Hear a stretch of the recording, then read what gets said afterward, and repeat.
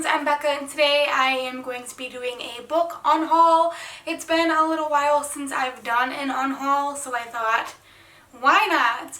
And I have a pretty good stack of books here that I'm going to be getting rid of. Most of them are books that I have not read, and when I recently redid my bookshelves, I had to take all my books off, obviously, and then when I put them back on, I didn't want to put these books back on my shelves, so they gotta go. The first book that I'm getting rid of is After You by Jojo Moyes. This is the sequel to the book Me Before You. I have had it since the movie came out and I haven't read it yet, so I don't think that I will be reading it. The second book that I have is Invincible Summer by Hannah Moskowitz. I actually just got this book recently, and this was the next Hannah Moskowitz book that I was the most excited to read. This one just wasn't that good. I thought that it was going to be about something completely different, and it was really slow. I didn't connect with any of the characters. I didn't love it.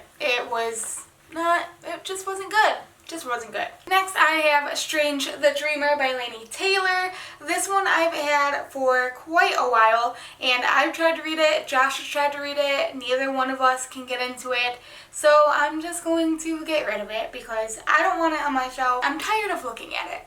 The next one would be a little bit surprising, but it is Survive the Night by Danielle Vega. If you don't know, Danielle Vega is one of my favorite authors, of all time. The Merciless series is my favorite freaking series ever. She writes really great YA, horror thriller novels, but I did not love Survive the Night. I thought the ending was super cheesy. I'm not going to reread it, so I'm just going to give it to someone else who might like it a little bit more than me. Next, I have two books in the Land of Stories series by Chris Colfer. This is the second one, The Enchantress Returns, and then the third one, A Grim Warning. I was kind of not collecting them. I read the first one and I really liked it, so I wanted to continue on with the series. And book 4, I think, is a crossover into The Wizard of Oz, so I really wanted to get to that one because Wizard of Oz, but I don't know, I'm not thinking that I'm gonna end up picking it up. It's a cute series. The first one was really cute, but I'm over it. Next, I have another one that I read within the past year probably. It is Schizo by Nick Sheff. This is about a boy who is struggling with schizophrenia, dealing with the disappearance of his little brother and dealing with this girl in his life. So basically, he's got a lot going on. He's trying to figure out what happened to his little brother. I just thought that it would be different than what it was, and I didn't love it. I thought it was really slow until the very end, which it is what it is. Now that I know what happened, I don't think I'm gonna reread it. Next, I have two books that I got at BookCon a couple years ago. The first one is Giants and Ogres, Fairy Tale Villains Reimagined. So it's a little anthology of short stories that have to do with giants and ogres and different fairy tale villains that are being reimagined. It's exactly what the cover said. I love fairy tales, I love retellings, but I don't think I'm going to read it. I've been keeping it on my shelf just for novelty, and I'm ready to part with it, basically. And the other one is The Lazy Dragon and the Bumblespiel's Wizard by Kath Boyd Marsh. It came out October 2016. It's a middle grade, and it's about a lazy dragon. I don't know. Next, I have Let's Get Lost by Adi El Said, and I have had this for so many years, I don't even know. I've had this since, I don't know, it said it was published in 2014. I remember getting it in college, and that was also, so I probably got it in 2014. And I got it because it says on the cover that it's reminiscent of Paper Towns by John Green. That's one of my favorite John Green books. I feel like I'd probably just reread it maybe for the movie coming out, and then I saw this at the grocery store and got it, never read it, sat on my shelf, and I'm not going to read it because it doesn't even seem, I don't know, it doesn't even sound that good to me.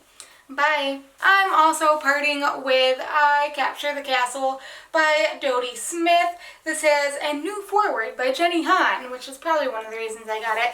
Also, I love books that are hardcover and just are bound with no dust jacket, so that's another reason why I probably got it. Dodie Smith is the same person who wrote 101 Dalmatians, so like that's so old, and the writing doesn't seem like that crazy, and it was in the YA section at Barnes & Noble because this is a new bind up, but I don't know. I've had it on my shelf. I keep saying that I might want to read it. It's about a 17-year-old girl who lives in poverty in an old castle in England, and she stays there over 6 months and fills 3 notebooks with funny entries, and her journals chronicle the challenges that take place within the castle walls, and by the end she feels like she has captured the castle. So, I mean, it sounds interesting, but I haven't read it yet. And every time I look at it, I'm like, I don't know if I'm gonna read it. So, I think I'm just gonna let it go. I'm parting with another one that I got really, really recently, and it is Lincoln and the Bardo by George Sanders. I don't even know what this is about, honestly, but the writing is kind of cool. It's in script form, so that's kind of unique, and I guess it's like a historical fiction, but it's about like the Civil War and Abraham Lincoln, and I'm not into that. I don't think I'm gonna read it, so I'm just gonna donate it probably. And the last one I have is All the Light We Cannot See by Anthony Doerr. I remember when this was like the book to read on BookTube, and I got it around that time and just never read it.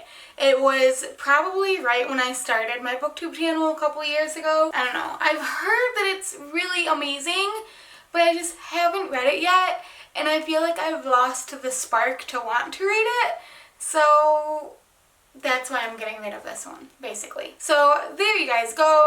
Those are the books that I am going to be getting rid of to make some more room on my shelves.